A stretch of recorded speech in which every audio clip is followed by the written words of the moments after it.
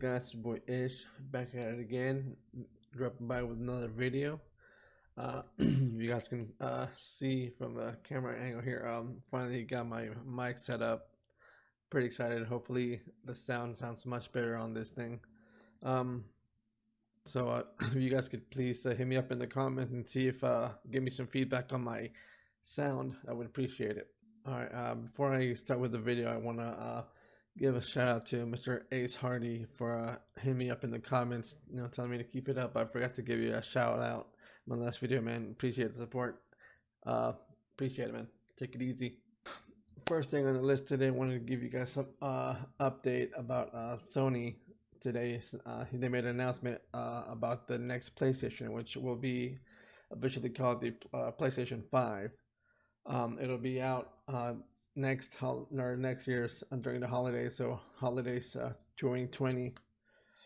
I don't think they've announced anything further about pricing or anything like that. So no, I would say between 400 to 600 at the most. 600. I know whenever they released the PlayStation 3 for $600, it was a big bite out of somebody's wallet, So hopefully it'll stay between the $400 to $500 area. Little known details about it are disk drive. It'll still have a disk drive, so it'll still be able to use discs as games, not just digital downloads. So it'll still use Blu-rays with sizes up to 500 gigs. So it should be pretty good size data for some good games. On the other hand, it'll be mandatory to install games into the PlayStation. So what they'll do is they'll probably do what they've been doing so far for digital games, is they'll let you choose what part of the game you want to install first. So maybe you want to try out the campaign or single player first. It'll give you the option of downloading that part first, and then once that's downloaded, then it'll let you play that part of the game while it downloads the other, maybe the multiplayer part in the background. So that'll be helpful instead of having to wait to download the whole game, especially with 500 gigs per disc. The PlayStation is said to be coming equipped with a SSD, so that should improve on the downloading and loading times. Also, it will do ray tracing, so we just see some pretty awesome visuals. They did give some details about the controller. It will be called, big surprise there, the DualShock 5.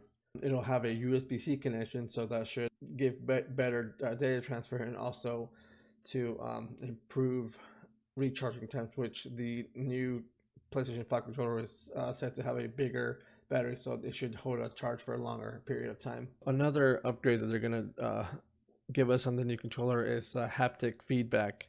With haptic feedback, you'll notice what different rumble motions with different types of action that occur within the game, such as if you're playing a racing game, if you crash against the wall, the rumbling of the controller is going to feel much different than if you are playing Madden and make a tackle. It'll be a completely different experience. It'll reflect more on what's happening. You'll feel maybe one big hit for the tackle, as opposed to maybe a lot of rumbling for hitting on the wall, because you're still moving with the car. It'll also have what they're calling adaptive triggers. It'll mainly be added for the L2 and R2 triggers on the controller. So what will happen is programmers will have the ability to program different resistances for the triggers. So for instance, if you're playing a game that uses bow and arrow, the L button to aim might be harder to press down because it's showing, kind of reflecting the pulling back of the bow. And maybe on other games, for instance, maybe a racing game, maybe it'll use the trigger for the gas pedal, and it'll maybe give you back some feedback if you're running on a grassy or a bumpy road or something like that. So it looks like Sony's putting a lot of thought into the whole gaming experience, not just visuals, but playing the game, having the controller in your hand, feeling you're going off road in a racing game. feeling maybe the a bit more accurate vibration from shooting a gun in a shooter game, or things like that. So it's pretty exciting. So for the last tidbit of PlayStation news, I did hear that Blue Point Games, which which worked on Shadow of the Colossus, they are said to be working on a pretty big project for the PlayStation 5, though they haven't really given any other details. On another note, the Pixel 4 event, like I mentioned in one of my previous videos, is coming up pretty soon. So there's a couple of things that people are kind of almost guaranteeing that they're going to, excuse me, they're going to guarantee they're going to announce, such as, of course, that's the whole point of the event, is to do the announcement of the Pixel 4 phones. They're also said to maybe announce an upgrade to the Google Homes or the Google Home Minis. So I believe they're going to be called Google Nest Minis. And of course, they'll probably they'll probably beef up the audio. I'm sure, maybe the microphone.